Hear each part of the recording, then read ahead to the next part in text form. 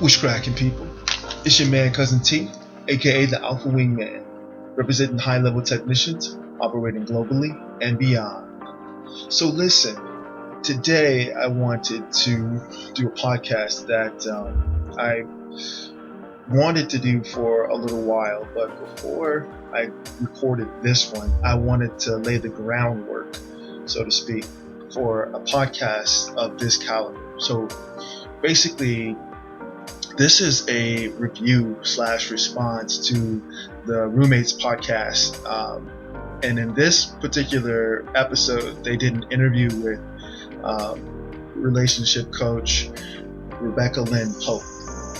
And the reason why I wanted to wait in order to produce this particular podcast is because I wanted to lay the groundwork for where a person like Rebecca Lynn Pope would register on a roster, such as, I'll use myself as an example, but in the grand scheme of things, I'm referring to the roster of a select man, ASP, high value guy, or master of the universe. And I say that because she's the type of woman who clearly brings value to a man. And what's interesting is that first, clearly she wanted to get the exposure, and that's why she came on the Roommates podcast. But beyond that, I think she represents two worlds, right? And over the course of this breakdown, and I'll leave the link to the original podcast below in the description, I think that a few worlds come together, at least two worlds. One is the vanilla world, and that is the world that the majority of her target demographic and the target demographic of the Roommates podcast look towards to support them. And that demographic is basically made up of traditional, conservative Christians of color.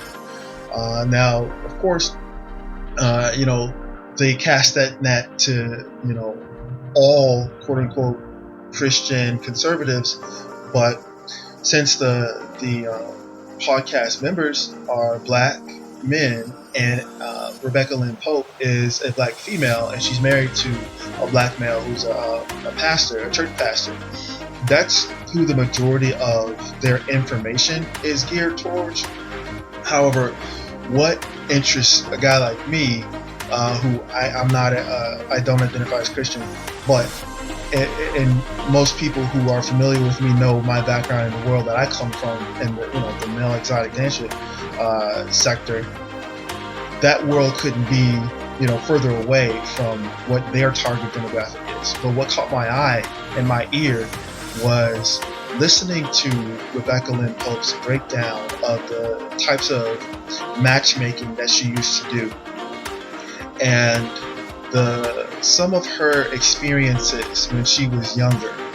Because when she was younger, and I'm going to put this out there now, I might get flack for it, but I think that there's another side to Rebecca Lynn Pope that sort of has a toe, if not a foot, in my world, okay? And people know, who have listened to my podcast are somewhat familiar with the shadow world. And that's sort of the space where the true nature of women, true, raw, unadulterated female nature is allowed to exist and to play and to explore and to run free. So those are the two sides that I see when I listened to this podcast. And what was really interesting, obviously I'm going to post pics, and I think she's a very attractive woman. She's clearly a 92 octane. And over the course of the interview, she revealed how she was in that 100 octane category, living that jet setter lifestyle, being flown out by masters of the universe, high level dudes, getting bags, gifts, and money, and all kinds of other stuff. But before all that, I just want to give a breakdown. of just a review of her background, the description of how this particular podcast went down, and how a woman of her caliber would register on a roster of a select man. So basically, first of all, let me clarify. Once again, I am not a dating coach. I am not a quote-unquote standard matchmaker. What I would say my role is wingman, and that's where the term alpha wingman really comes from. I believe that if a man has a good social skill set, tool chest, I specialize in the realm of seduction, and in my world, it's all about the visual, the physical, especially with the dance, and verbal seduction. So when I look at a video like this one, I'm breaking down body language, I'm breaking down physical cues, I'm breaking down the verbal back and forth between the host, the two hosts, the gentleman host, and Rebecca and Pope. And what's so interesting is that out the gate, she's clearly leagues and leagues and leagues above and beyond the host. No offense to the host, but they had an all-star on their show, and when you look at the videos that they have, this particular video of theirs has currently, as of July 2019, more than 100,000+ views for that reason, I believe. In any case, and getting into the actual analysis of this, the first thing I want to say is that when we think about lifestyle, this particular video breaks down how high status men, like I said, ASPs, MTUs, manage their female companions in this modern world. And the premise is that, most men who are out living their vision, living their purpose, are quite busy. And they have to dedicate a lot of time to their vision and their purpose. And so they would enlist the assistance of a matchmaker or dating coach. And so in Rebecca's world, she comes from the matchmaking world. And just to be, completely honest, for my personal roster, I would have Rebecca be one of my healers. And towards the end of the video, she really just brought home why that would be. But I want to restate something that I mentioned in a previous video, why I personally need two types of healers. One would be, the outspoken type, the fiery, the energetic, the sporadic. She may burn the house down if she's, left alone without supervision, but she's upfront and she's protective. She can't keep a job in the Matrix, but, she can open gates, and she can, perform certain things that provide a healing aspect to an otherwise crazy life. And the second one is the more level-headed one. She's the one that knows how to navigate the Matrix. She's cool-headed, she's comforting, she's soothing. She'll lay you down, rub your back, rub your feet, ask you about how your week went, and can interpret your dreams and things like that. So those two women balance each other's energy, and again, I'll link the previous video in the description. That's the perfect storm for a person like me, and I think that a lot of men who are living their visions and are on their purpose could benefit from a combination of that.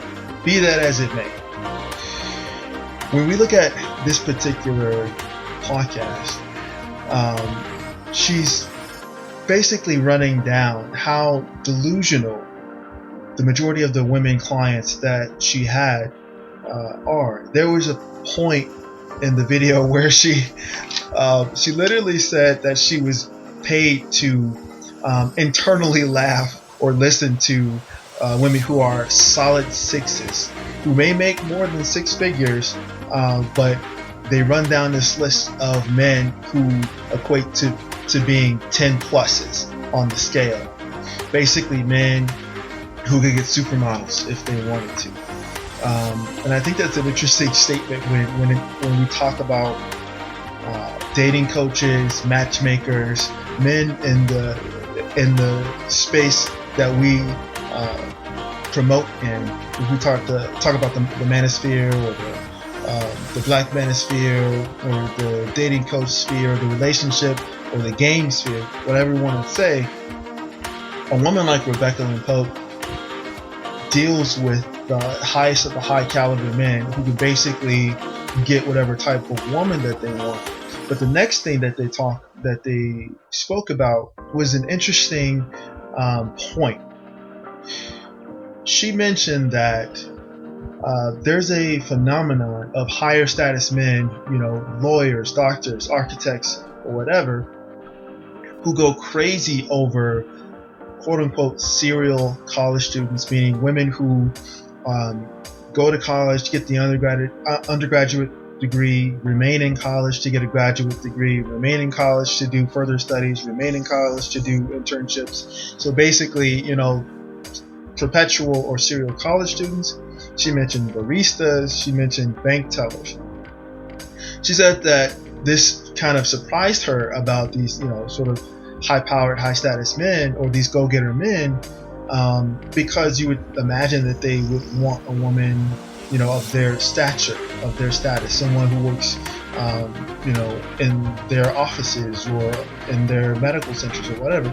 But the guys were relating to her that as long as the chick is sexy, if she is agreeable and has a little bit of spice and a nice body, they're cool. And that was an interesting point that was made. I mean, an entirely different video could be made about that particular statement alone, but I want to finish getting through the breakdown of this podcast. She also mentioned that because of the 21st century's way of life, women are quote unquote running circles around men in terms of education and income. So what's interesting about that particular point is the realm of delusion that a lot of modern women exist in. And you can blame capitalism, you can blame feminism, you can blame a whole lot of factors that lead to this current reality. But basically, she mentioned, you have a lot of women who may not be taking care of their bodies, who may not be giving care to their skin, their hair, their presentation, certainly not their body, or their attitude, or their domestic skills, or how to actually interact with a high post man, or interact with a man on his purpose, or a man who is realizing his vision. They're not giving attention to those things, and they're actually just going after the things that the powers that be state they should be going after. That degree, that advanced degree, that career, those internships, those fellowships. You can do as much as a man can do, and you can do even more. The thing is, if you're doing the same thing that a man is doing, who's doing the things that a feminine woman traditionally do? And that's the biggest gap between why a lot of high post, vision focused men will opt for a coffee shop barista who is agreeable, has a little spice to her, great body, and knows how to use her words carefully, over a high-powered lawyer, or a female doctor, or some other high-post woman who he's constantly having to battle for in order to have his peace.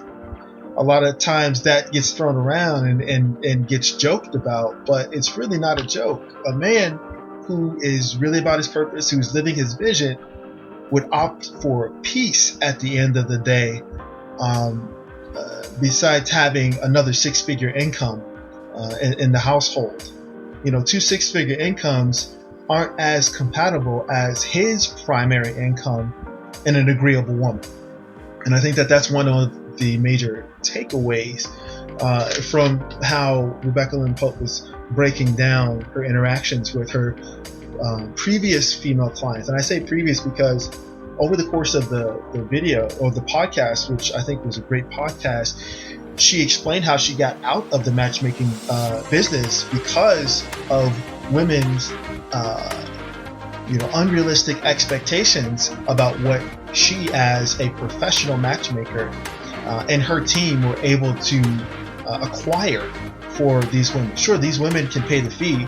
Sure, these women brought six-figure salaries to the table. However, if they're sixes, and below, they're not going to get a man of a comparable status. Now, I'm saying status because status for a man is very different from a status for a woman.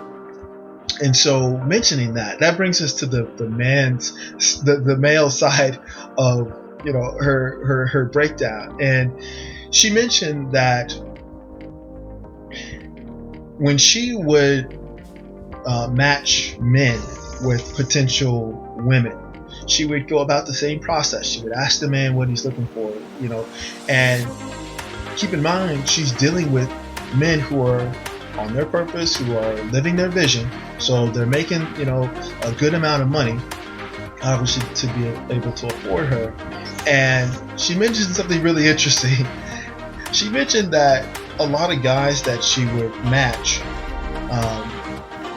have been under a delusion themselves, because having the ability to fly a woman out that you see online, or a woman that you see at a steakhouse, or a woman that you see sitting in the press box at an NBA game or an NFL game or whatever, it's not the same thing as genuinely connecting with a fine woman. So to break that down, she mentioned that a few guys that she was attempting to match in her service mentioned that they had dated one or two supermodels, and that became their standard for women that they expected to be matched with. And she said that she had to break down to them, listen, you were only able to get those one or two supermodel types because you paid for that. It was a transactional exchange. So it wasn't that you had all of the qualities that a quote-unquote supermodel woman who's genuine. Let me be clear about that. She could have supermodel looks, but she could be targeting that bag. And if that's the dynamic of the relationship that you're looking to establish, she mentioned that her matchmaking service probably would not be the ideal choice for that.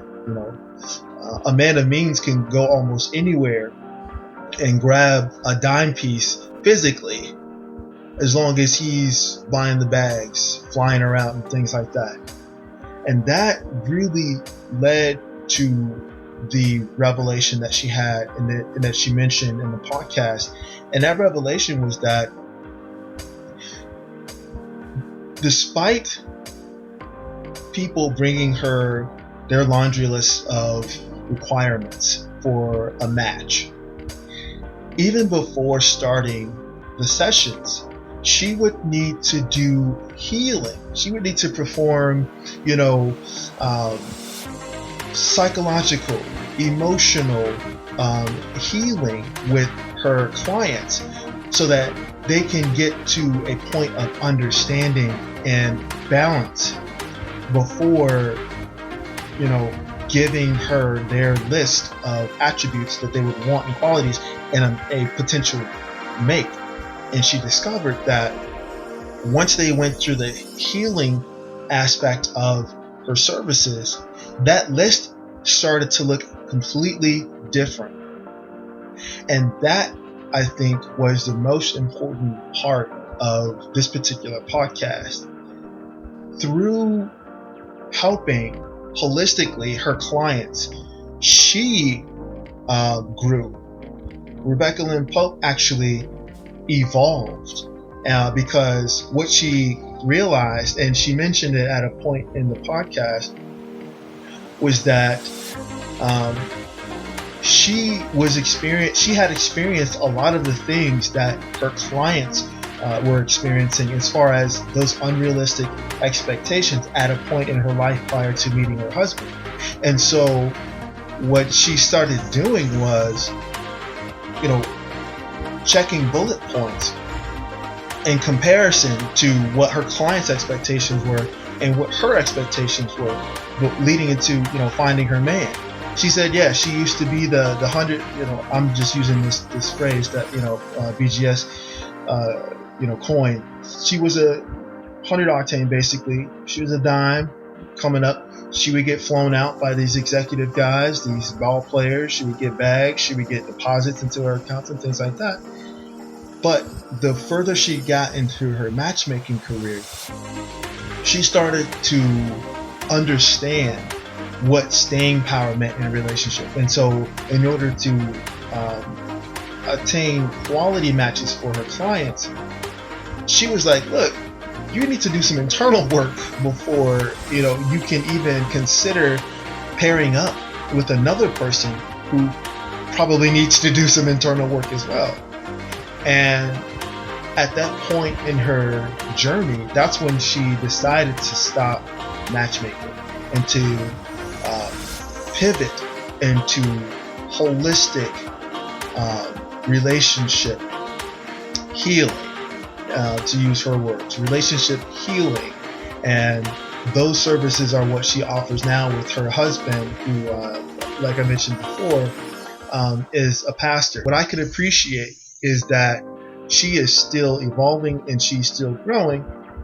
But on the other side of it, and I'll let you see the video, she mentioned that I think the example was she went through testosterone therapy, and her sex drive shot through the roof, and she started looking at men as pieces of meat, and she wanted to jump her husband's bones and all that good stuff.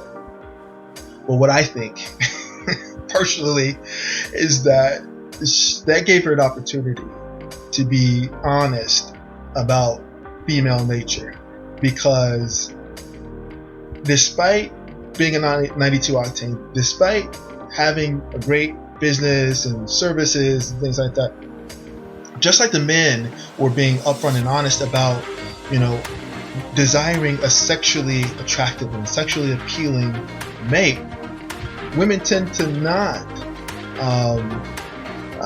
put that out there at first or on the forefront. And that's something that she also had to discover within herself, that, man, I need to be upfront about my desire for a physically attractive partner. And that's the little toe that I believe sticks in the shadow world. I can go into that with another podcast, but that was that bit of honesty that I could appreciate from a woman of her caliber, and that's completely why any man's roster would benefit from, a well-developed woman such as Becky. That's what we're going to call Becky. So that's my analysis. Go ahead and click the link and take a look at the podcast. I think it's really enjoyable. You learn a lot. I learned a lot, which was great. But yeah, as always, leave your comments down below and your thoughts. Let me know what you're thinking. And once again, this is your man, Cousin T, aka the Alpha Wingman, saying stay sharp and mission focused. Later.